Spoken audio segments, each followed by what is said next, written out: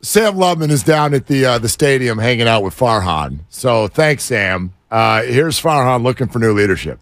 For us, we felt like step one was making this change. I think we're looking for new and different leadership in our clubhouse, different dynamic there. I think there's a lot of responsibility to go around and a lot of sense of accountability for what's happened today, starting with me. Okay, listen, different leadership in the clubhouse, that's got to have a different approach. I dig that because what's certainly come out this week is that needed a little bit of an adjustment. Now, listen, this might be unfair because I don't know all the dynamics going on in that clubhouse, but I hope the Jock Petersons of the world lob a phone call to Gabe today to apologize. Honestly, because as he said, there's a lot of accountability to go around, and some of it's there. You know what I was thinking about during the break there while you were hanging out with Chris Tucker? I was sitting there going, you know, they've made these. Jock Peterson got named twice to the point where Kyle Kami came on the show and called him like a fat platoon designated hitter. Ooh, shots fired. Right. Rat-a-tat fat. But every single time he's been named, there's the mention of, and there's a handful of veterans in the clubhouse that are just like, not dialed in anymore. And I'm like, other than Jock, who is that? Who could that be? Mike Yastrzemski? No. Is a veteran? No, I know, but he's one of the ones who tried to rally the troops, remember? Right. I think we can look at the pictures, and you can go to your various Manias, Striplings, DeSclafanis, and Woods. Your Woodses as those are veterans who maybe aren't as, quote, dialed in. And again, this is conjecture. I don't spend a lot of time in the clubhouse, but if that's the notion from those people who are, who else could it be? Haniger and Conforto. Okay. You know what I mean? Like veterans, it's not Wilmer. Wilmer was another rally the troops guy. Yeah. It's not Yaz. Might be A.J. Pollock, who hasn't really been dialed in his 3-day stint. He ripped off a few card games and left. Yeah, I don't know.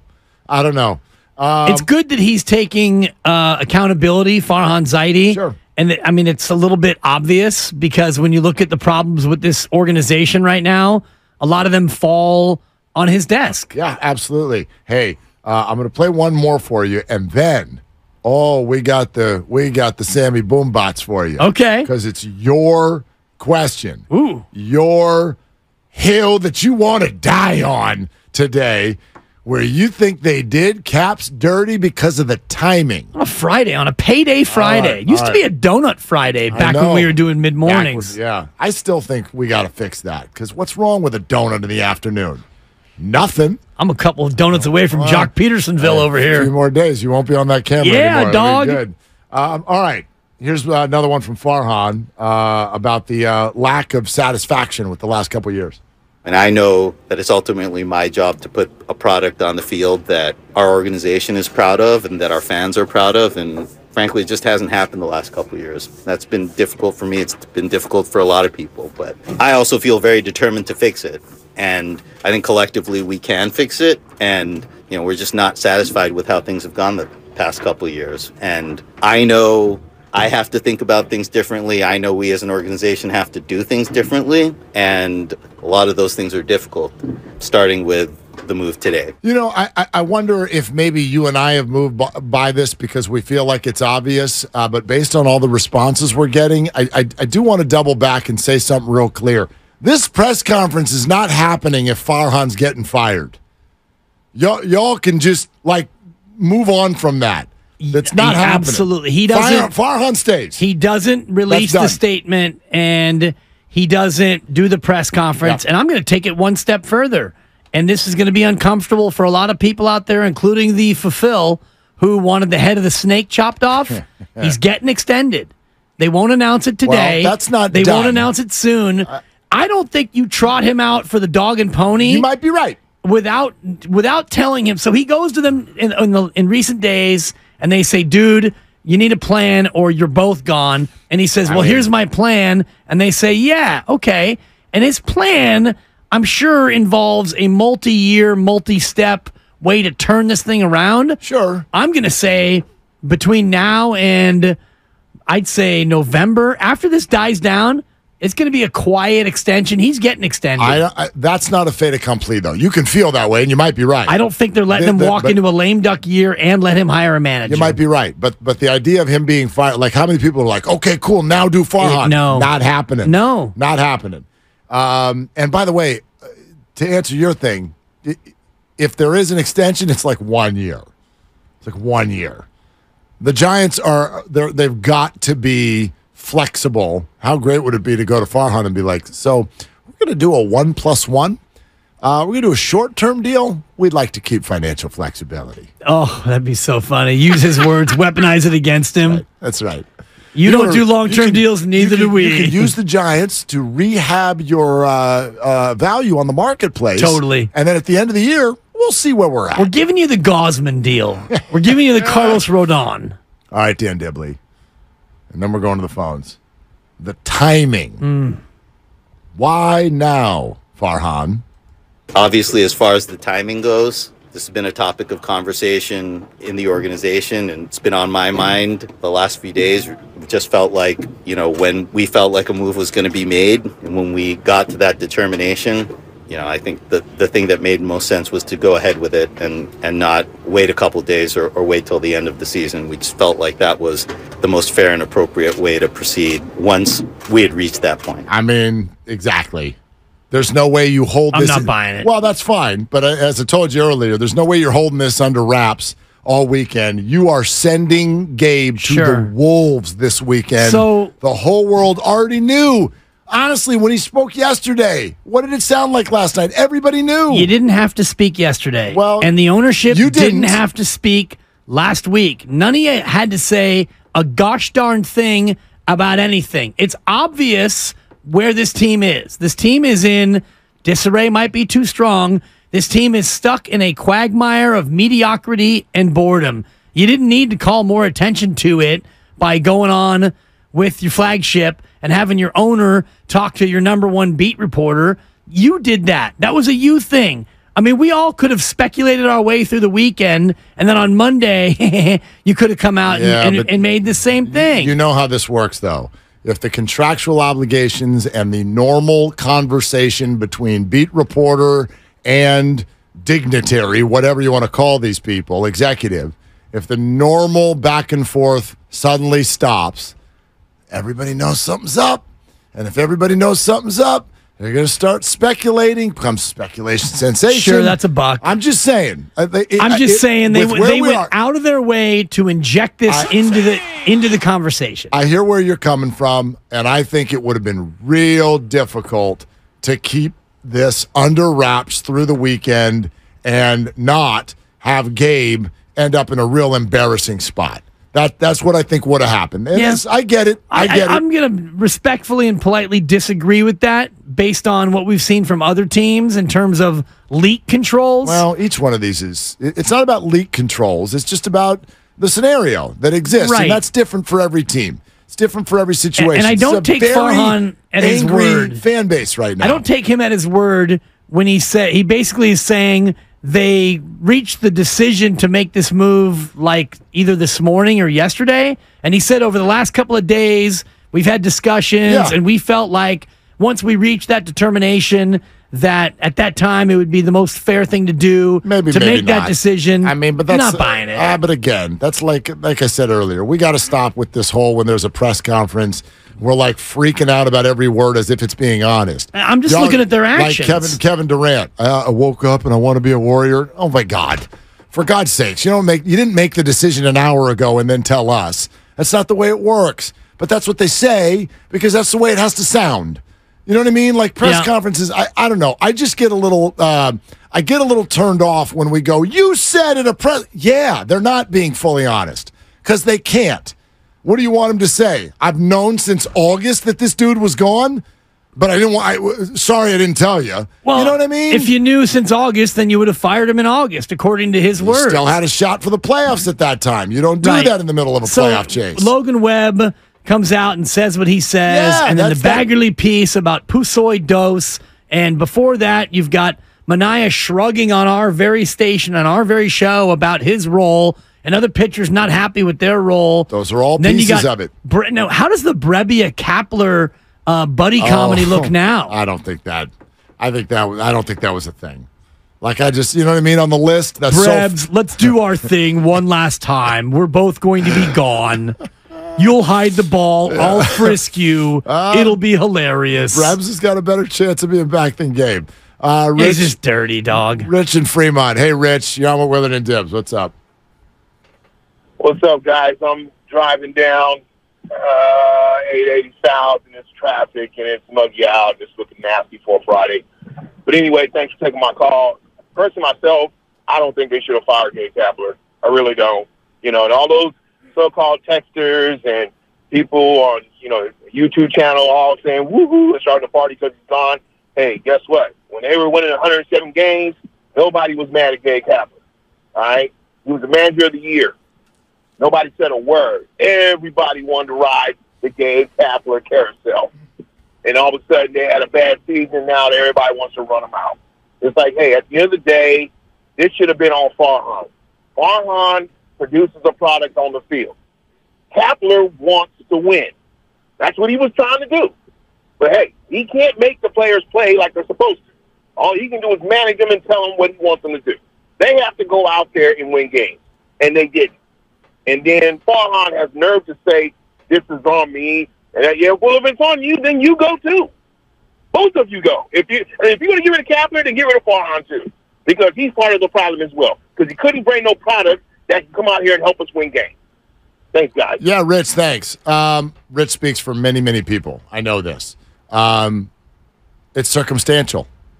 That's all. To me, that's all it is. You're not wrong if you want to blame Farhan.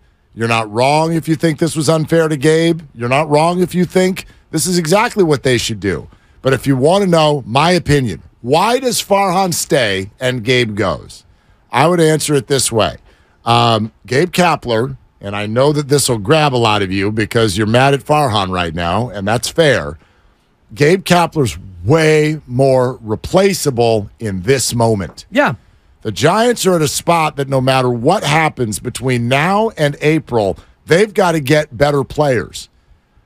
Replacing the guy who is the acquisition guy and has a lot of cachet within the industry, letting him go right before you need to be doing that and like hitting the restart button is not easy to do. Tougher than finding a new manager, absolutely. They may be mad at Farhan too, but he's almost, whatever the opposite of victim of your own success, he's the opposite of that.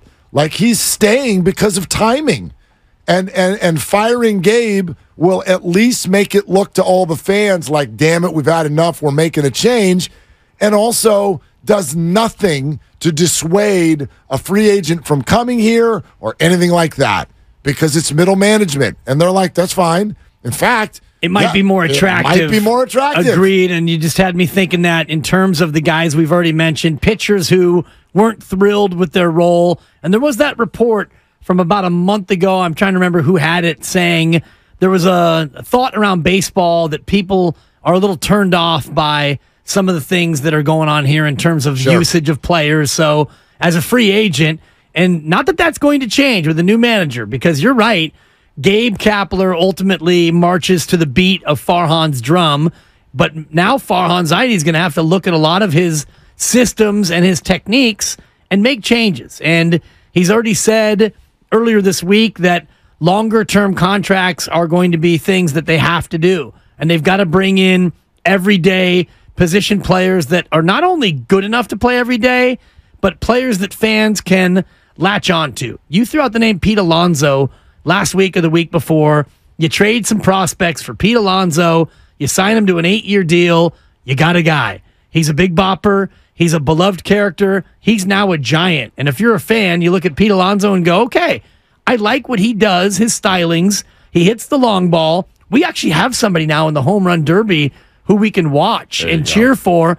I'm buying his jersey. And when he's up, I'm watching the game. Forget Shohei Ohtani and other free agents. You need to trade for guys you can bring in who fans are going to fall in love with. I would still be excited about Shohei. I get why you're saying forget him, because I think that, A, for a lot of people, he doesn't feel realistic. Yeah.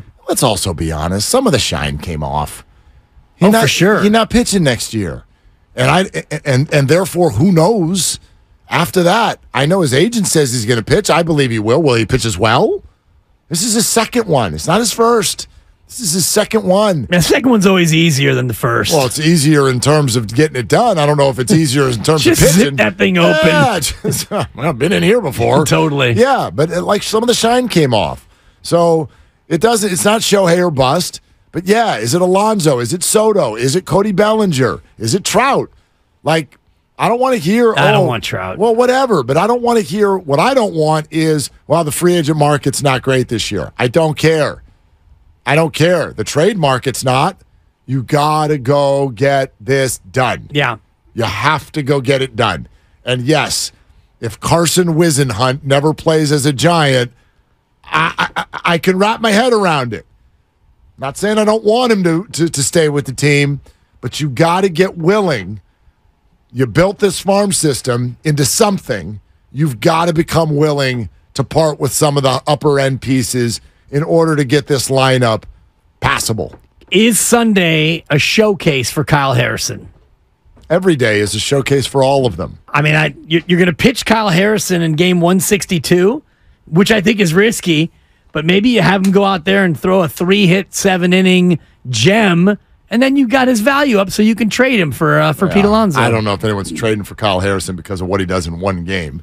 If you're trading for Kyle Harrison, it's because across baseball circles, they know it's one of the top prospects in the game.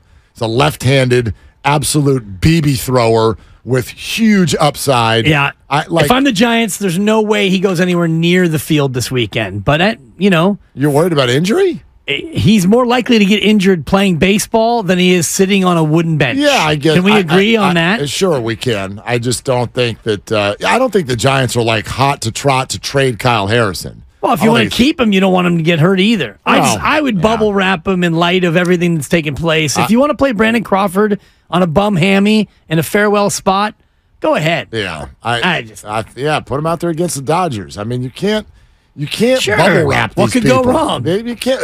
What do you think he's going to do all offseason long? He's going to pitch.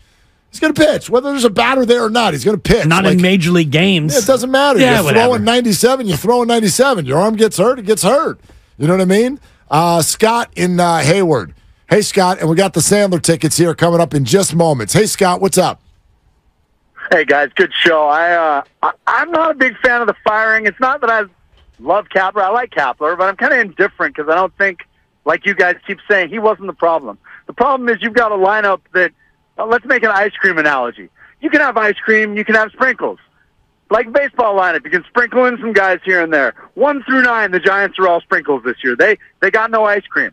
And when you get a plate full of sprinkles, it's just not interesting. It's not a good team. You're not going to win any games. You make some mistakes. You let Gausman go. You get lucky. You let the dude Rodon goes to New York, and he turns out to be trash. So you win some, you lose some. Obviously, I probably should have kept Gausman. But, I mean, you need big boppers. You need to fix it. Dibs stole my thunder a little with Alonso. I think that's a perfect idea is trade for a guy like Pete. I don't care what's in the farm system. They have no legitimate hitters. And Zaidi came from the Dodgers. Look at the Dodgers. What Giant cracks that lineup? 1 through 6, they got guys that can bat 3, 4, 5 on any other team. 1 through 7 probably. Dodgers got bench guys that hit better than Giants do. It's really frustrating as a Giants fan to see the lack of quality in their lineup or their bullpen or their pitching and try to get excited for what's coming and look at a firing of a manager like, oh yeah, that's going to fix it. It's not going to fix it. Yeah, Scott, it's a really good call, Scott. Man. We got to run. And Thank the you very much. Alonso was from Mark. I don't want to get credit for it. Not like I came up with. No, but I lifted it from you. Yeah, it was your thought. Well, it's what you do as a teammate. You give credit where credit's due. Appreciate you. No problem. I just say it this way: when you facing the Dodgers and the Braves, and you're a fan, aren't you you're scared of some of the hitters? You're scared. That's what I want the Giants to look like next year. It feels like it's been a while since there's a hitter at the plate where you're like, dude, the other team is a little scared. Muncie's a free agent. Justin Turner, free agent. You could load up on former Dodgers.